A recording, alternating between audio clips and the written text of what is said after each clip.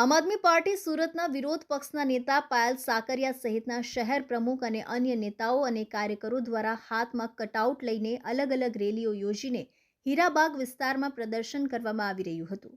આ દરમિયાન તેમની અટકાયત કરવામાં આવી હતી। કાપોદ્રા પોલીસ દ્વારા તમામની અટકાયત કરવામાં આવી હતી। પાલિકામાં વિરોધ પક્ષના નેતા પાયલ સાકરિયાએ કહ્યું કે દેશમાં બધે સમાન કાયદા લાગે છે તો લાભ પણ સમાન મળવા જોઈએ। રાજસ્થાન સહિતના રાજ્યોમાં ગેસ સસ્તો અપાય છે તો ગુજરાતમાં કેમ નહીં? સાથે જ મહિલાઓને પણ સમાન કામના સમાન વેતન મળવા જોઈએ। આ સહિતના મુદ્દા સાથે વિરોધ કરવામાં આવ્યો હતો, જેમાં ગુજરાતને અન્યાય થઈ રહ્યું છે।